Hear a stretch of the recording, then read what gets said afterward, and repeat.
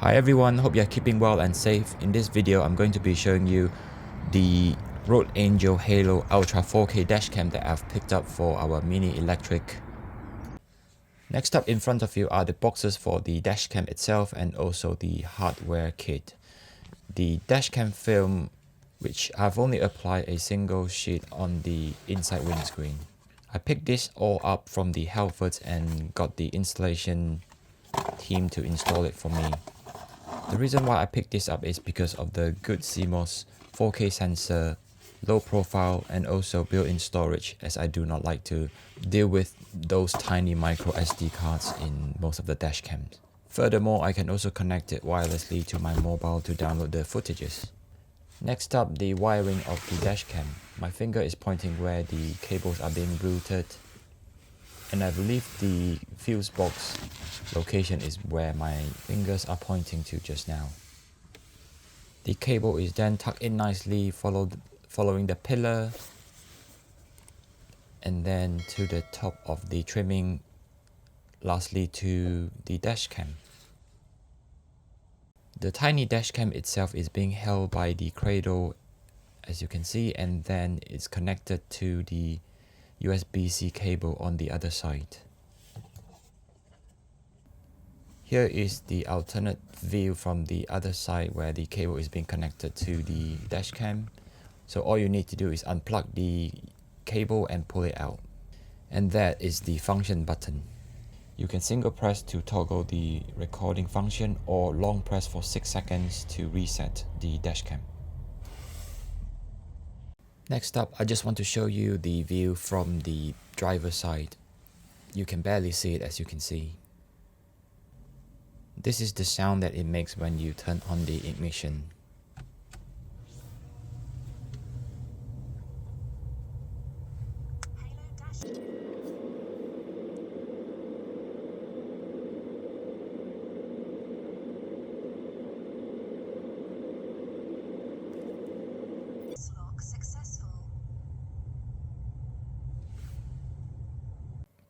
Next, I'm going to show you how you can connect to the dashcam using the Halo app.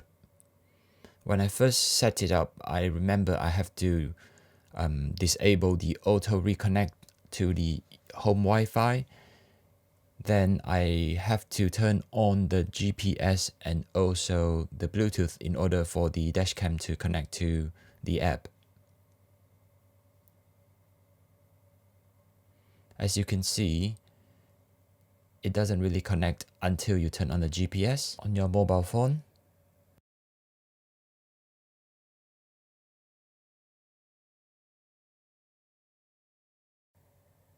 It is now connected and it is showing you what the camera is pointed to.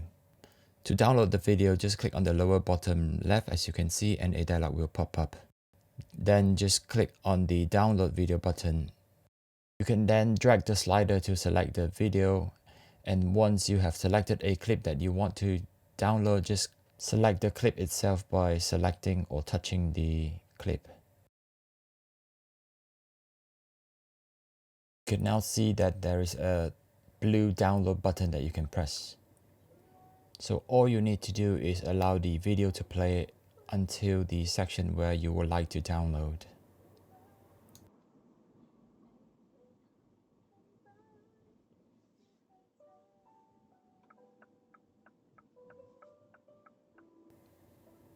So over here, I press the download button to start downloading the section that I want to show you guys at the end of the video. The speed, you can see it's quite fast for wireless connection, which is an average of 4 megabytes per second.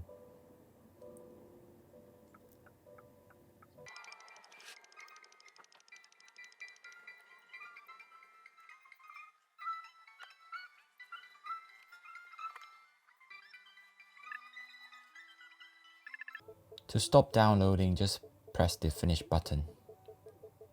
The clip will then be saved onto your mobile phone.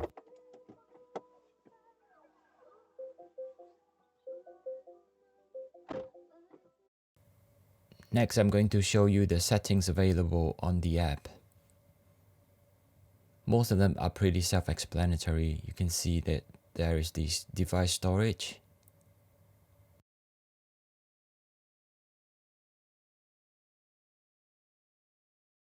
That's the offline map.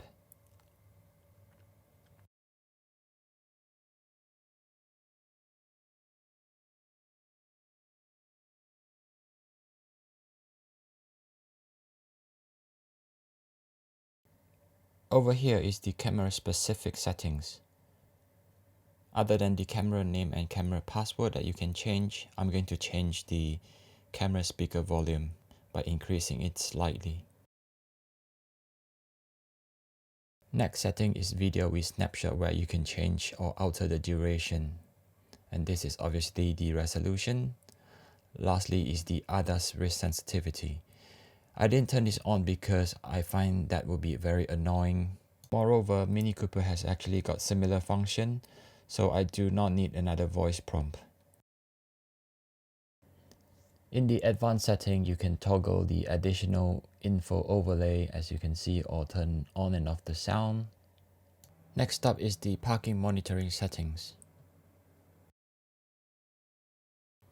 Let's start with the second one. It is the battery protection for parked vehicle. I believe it was set to 6 hours at default, but I've decided to change it to 24 hours.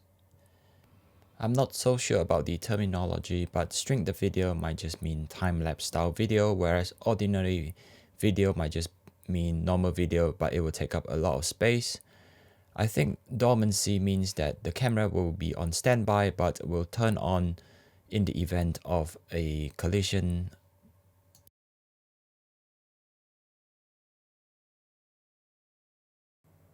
Lastly is the G sensor sensitivity. I left it as middle. I'm going to quickly cycle through the rest of the options in the app. You can have a look. If not, just fast forward.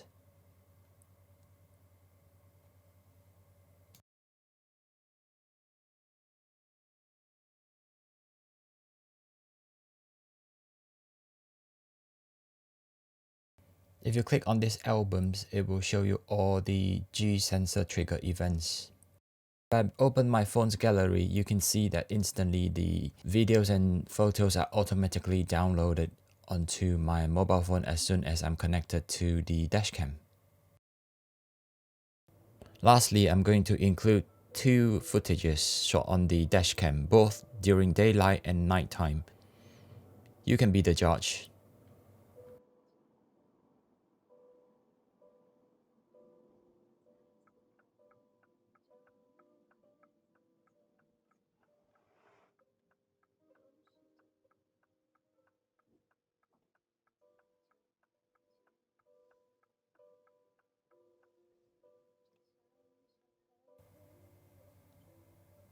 Just so happen you can see in the next few seconds that the car in front nearly reversed into me.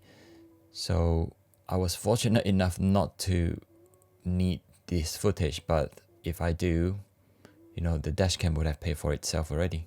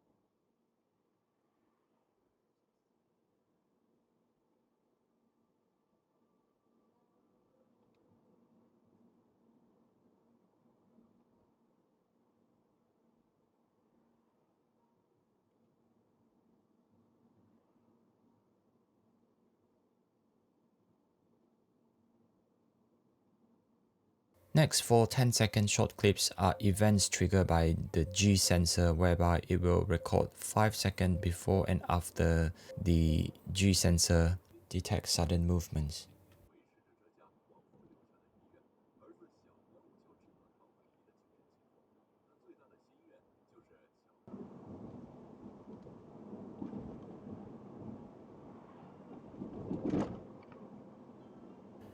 That's it for this video. Overall, I think this dashcam suits my need and I would recommend it after using it for a good few months. Hope you find this useful and thanks for watching. Bye.